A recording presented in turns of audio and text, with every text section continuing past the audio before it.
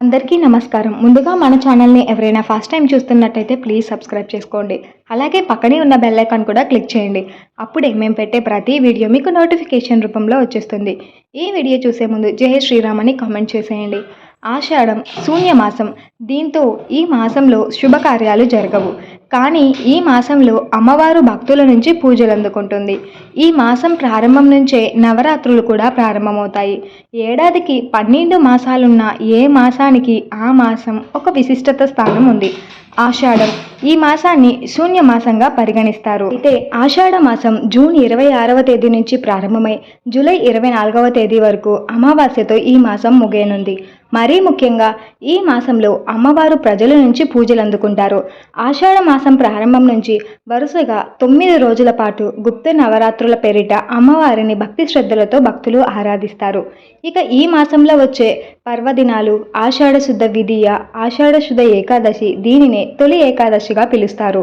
ఈ మాసంలోనే తెలంగాణ ప్రాంతంలో బోనాలు కూడా నిర్వహిస్తారు. ఈ బోనాలను రాష్ట్ర వ్యాప్తంగా నిర్వహిస్తారు. తెలుగు సంవత్సరంలో 4వ నెలగా ఈ ఆషాఢం వస్తుంది. పౌర్ణమి నాడు చంద్రుడు ఉత్తరాషాఢ, పూర్వాషాఢ నక్షత్రాలు సంచరించడం వల్ల ఈ మాసానికి ఆషాఢం అని పేరు వచ్చింది. ఆషాఢం శూన్యమాసం కావడంతో ఎలాంటి శుభకార్యాలు తలపెట్టరు. కానీ పూజా కార్యక్రమాలు, దేవతారాధనకు ఇది సరి అయిన సమయం అంటారు. ఈ మాసంలోనే ప్రత్యక్ష నారాయణుడు మిథున రాశం నుంచి కర్కాటక రాశంలోకి ప్రవేశిస్తాడు. అందువల్ల ఉత్తరాయణ పుణ్యకాలం పూర్తయి దక్షిణాయనం ఆరంభమవుతుంది. ఈ మాసంలో పర్వదినాలు. ఒడిశాలోని పూరి జగన్నాథుడి ఆలయంలోకి ఏడాదికి ఒక్కసారి భారీ ఎత్తున రథయాత్ర నిర్వహిస్తారు. ఈ రథయాత్ర ఆషాఢ శుద్ధ విధి రోజున ప్రారంభమవుతోంది. అలాగే అంటే జూన్ 27న ప్రారంభమై జూలై 5వ తేదీన ముగిస్తుంది.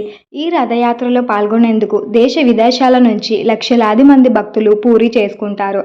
అందుకు తగ్గ ఏర్పాట్లను ఇప్పటికే ఒడిశా ప్రభుత్వం పూర్తి చేసింది.